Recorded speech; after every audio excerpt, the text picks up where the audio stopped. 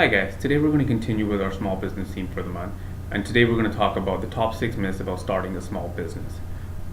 Most of these myths come from people's expectations or the more wishful thinking about the ideas that are available and the tax breaks that are available to them if they start a small business. Most of the time they're not really accurate, or they're not really considering all the different aspects of the myth that's in place. First of all, we'll start with starting a small business will allow them to write off all their expenses.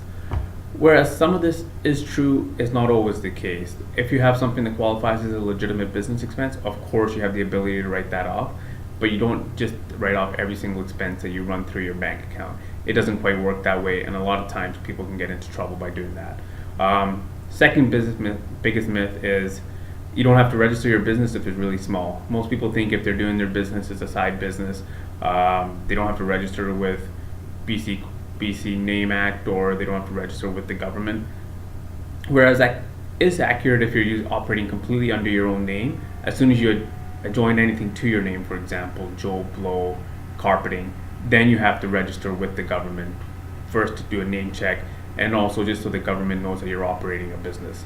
Don't fall into the trap of just thinking you can continue on as is without making that extra step. Third myth is if you're not really selling that much, you're not really having a small business.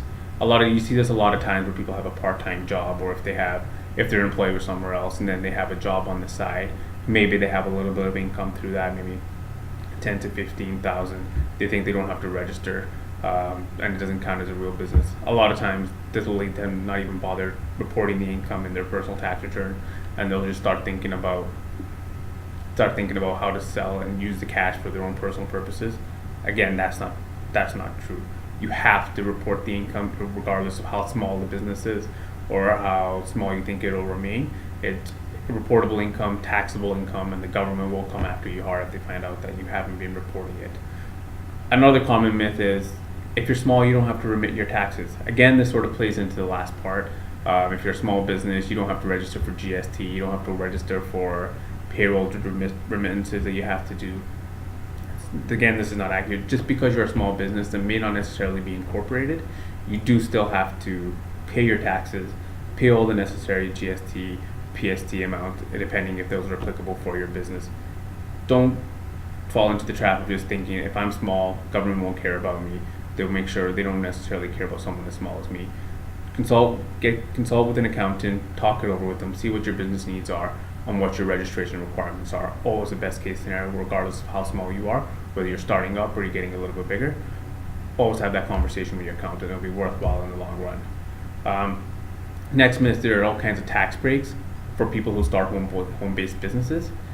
Most people think, hey, I've started my business, I'm going to now have my home office, I can write off everything that's running through my house since I'm conducting my business out of there. Again, wishful thinking at its foremost. A lot of times you will have a home office, that's for sure, and you have the ability to deduct some expenses for that, but you don't have the ability to deduct everything. Again, you want to look into factor how much of your house are you actually using for the home office and how much are you using to live in. Again, it's more of a common sense situation. If you're using 5% of your house, you should only really be able to deduct 5% of the expenses.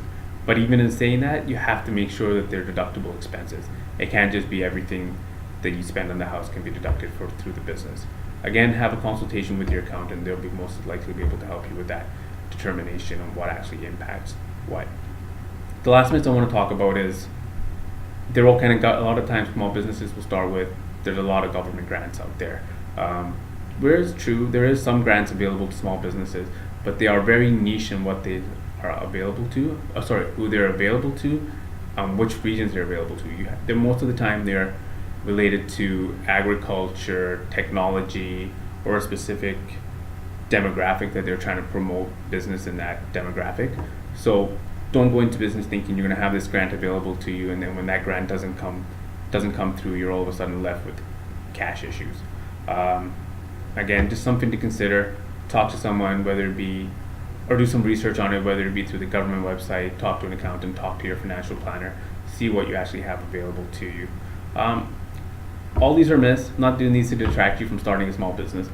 There's obviously other benefits in starting a small business. As long as you do the accounting right and you do the financing right and you think through the issues, small business is a very rewarding aspect of life. You have your flexibility that you get out of it, but just make sure that you don't just start a small business thinking that these myths that I talked about today are available to you right off the bat. You want to be able to think about your business and can your business run independently of these myths.